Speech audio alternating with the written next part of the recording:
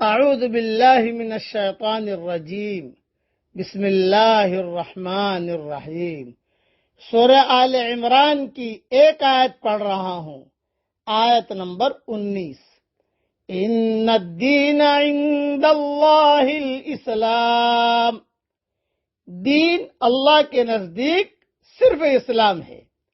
وَمَا اخْتَلَفَ الَّذِينَ أُوتُوا الْكِتَابَ إِلَّا مِن بَعْدِ مَا جَاءَهُمُ الْعِلْمُ بَغْيًا بَيْنَهُمْ، اور اہل کتاب نے اس میں جو اختلاف کیا وہ آپس کی ضد کی وجہ سے کیا، بعد اس کے کہ ان کو صحیح علم پہنچ چکا تھا۔ وَمَن يَكْفُرْ بِآيَاتِ اللَّهِ فَإِنَّ اللَّهَ سَرِيعُ الْحِسَابِ، اور جو اللہ کی آیتوں کا انکار کرے تو اللہ یقیناً جلد حساب لینے والا ہے۔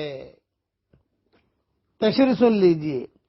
اسلام وہی دین ہے جس کی دعوت و تعلیم ہر پیغمبر اپنے اپنے دور میں دیتے رہے ہیں، اور اب اس کی کامل ترین شکل وہ ہے جسے حضرت محمد صلی اللہ علیہ وسلم نے دنیا کے سامنے پیش کیا، جس میں توحید، رسالت اور آخرت پر اس طرح یقین ایمان رکھنا ہے جس طرح حضرت محمد صلی اللہ علیہ وسلم نے بتلایا ہے۔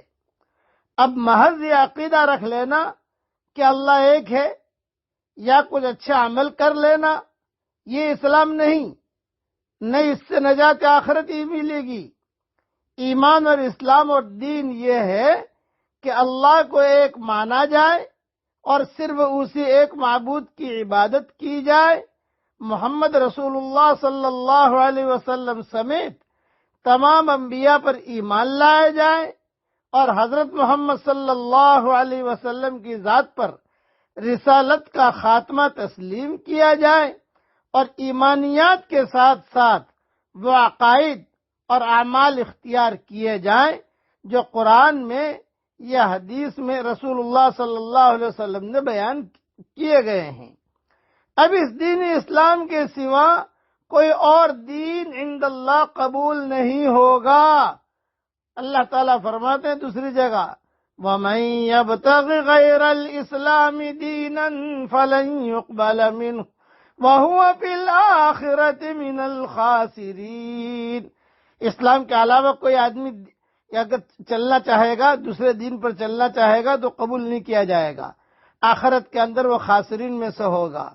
حضرت محمد صلی اللہ علیہ وسلم کی رسالت پوری انسانیت کے لیے ہے۔ قُلْ يَا أَيُّهَا النَّاسُ إِنِّي رَسُولُ اللَّهِ إِلَيْكُمْ جَمِيعًا۔ سورہ اعراف کی آیت ہے، آیت نمبر 158۔ کہہ دیجئے کہ لوگو میں تم سب کی طرف اللہ کا رسول ہوں۔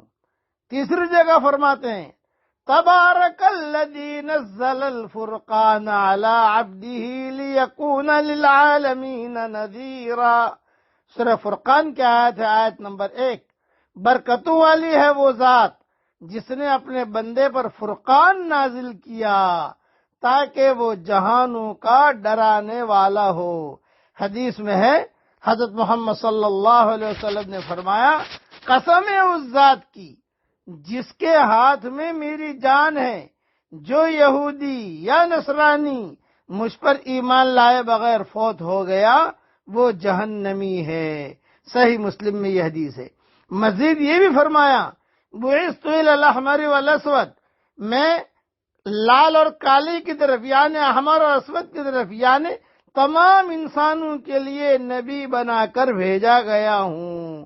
اسی لیے آپ صلی اللہ علیہ وسلم نے اپنے وقت کے تمام سلاطین اور بادشاہوں کو خطوط تحریر فرمائے جن میں انہیں اسلام قبول کرنے کی دعوت دی۔ بخاری مسلم میں ساری چیزیں موجود ہیں، کئی چیزیں بحوالہ ابن کثیر۔ اور یہ جو بتایا کہ ان کے باہمی اختلاف سے مراد وہ اختلاف ہے جو ایک ہی دین کے ماننے والوں نے آپس میں برپا کر رکھا تھا، جیسے آج مسلمانوں میں سیدھی سیدھی بات ہے، برا مت ماننا بھائی، آج یہی چیز ہم لوگوں میں بھی ہے جو ایک ہی دین کے ماننے والوں نے آپس میں برپا کر رکھا تھا۔ مثلا یہودیوں کے باہمی اختلافات اور فرقہ بندیاں، اسی طرح عیسائیوں کے باہمی اختلافات اور فرقہ بندیاں، پھر وہ اختلاف بھی مراد ہے جو اہل کتاب کے درمیان آپس میں تھا، اور جس کی بنا پر یہود نصرانیوں کو اور نصرانی یہودیوں کو کہا کرتے تھے تم کسی چیز پر نہیں ہو، تم غلط، تم غلط، تم غلط، تم غلط، تم غلط، بھائی صحیح کون ہے؟ حضور اکرم صلی اللہ، نبوت محمد صلی اللہ علیہ وسلم اور نبوت عیسیٰ علیہ السلام کے بارے میں اختلاف بھی اسی ضمن میں آتا ہے۔ علاوہ ازیں، اگلی بات میری بہت دھیان سے سنیے گا، علاوہ ازیں یہ سارے اختلافات دلائل کی بنیاد پر نہیں تھے، محض حسد اور بغض اور عناد اور دشمنی کی وجہ سے تھے، یعنی وہ لوگ حق کو جاننے اور پہچاننے کے باوجود محض اپنے خیالی دنیاوی مفاد کے چکر میں غلط بات پر جمے رہتے اور اس کو دین باور کراتے تھے تاکہ ان کی ناک بھی اونچی رہے اور ان کا عوامی حلقہ ارادت بھی قائم رہے، مریدین بھی ہاتھ میں رہیں۔ افسوس، آج ہم مسلمان علماء کی ایک بڑی تعداد کا جملہ کہہ رہا، بہت بڑی تعداد ٹھیک انہی غلط مقاصد کے لیے ٹھیک اسی غلط ڈگر پر چل رہی ہے۔ اللہ تعالی ہم سب کی صحیح رہنمائی فرمائے، آمین۔ وآخر دعوانا ان الحمد للہ رب العالمین۔